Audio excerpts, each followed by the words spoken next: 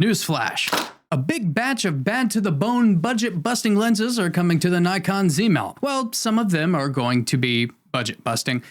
We'll finish off on that note. But first, rumor has it that the following third-party lenses are coming to the Nikon Z mount. The Viltrox AF 50mm f2.0, the Typoke Samara Thipoke, I don't know, that brand is new to me, 75mm f1.4, and the Meike, I don't know, AF 35mm f1.8 Pro. Those were listed on Nikon Rumors, but when I follow the link to the website, which is another rumor site, there are new lenses and a picture of lens product planning route of 2025. The new lenses from Viltrox listed there are the Viltrox AF 50 f2.0 FEZ, the Viltrox AF 85 1.4 Pro FE, and the 35mm f1.2 Lab FE. I think that's about it for 2025. Everything is done except the 135 f1.8 Lab Z, which that is out for the Sony E-mount, so I imagine we'll see it soon. By the way, Viltrox, I do like your products and I recommend them all the time, and I would love to do two types of content for you.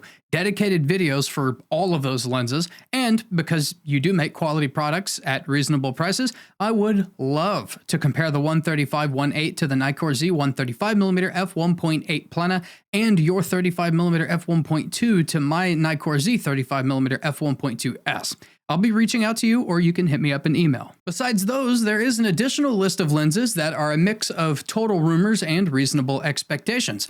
Those are another f1.2 with an unknown focal length, that's really helpful, and I've got a show to run, a 28mm f4.5, a 50mm f1.2, and an 85mm f1.2, and a 35-50 and 85 f1.4.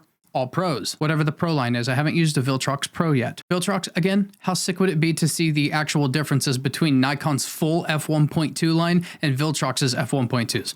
Maybe it's not worth the extra money to go with the multi-$1,000 Nikons. We won't know unless Viltrox lets me try. Typoke Samara, or Typoke, or however you say it, is a brand I have never heard of. I learned that Typoke is a sister company of DZO Film, which I have heard of. They make cine lenses and have a good reputation of being a good value proposition. They are supposedly launching a 75mm f1.4 for the Z mount. Go to Nikon Rumors and follow the link to get a good look at it. I'm not going to include it here because the images don't really show very much. Nonetheless, I'm glad to see more brands getting into the Z mount as it brings more options and more price ranges for more types of consumers. Next, we have the, and I don't know how to pronounce this, I tried really hard to find the actual Chinese pronunciation. A lot of people say Meike, it was suggested Meike, and then I look at it and I think if it's Mei, which means beautiful in Chinese, Meike?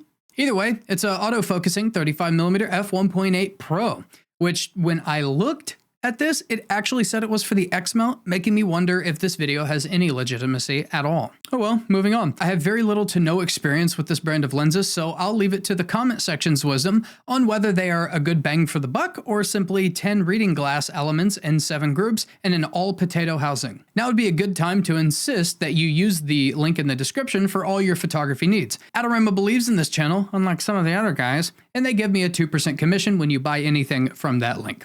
Now on to the main event, the big dog. Finally, after years of waiting, we may be seeing some Zeiss lenses come to the Z mount.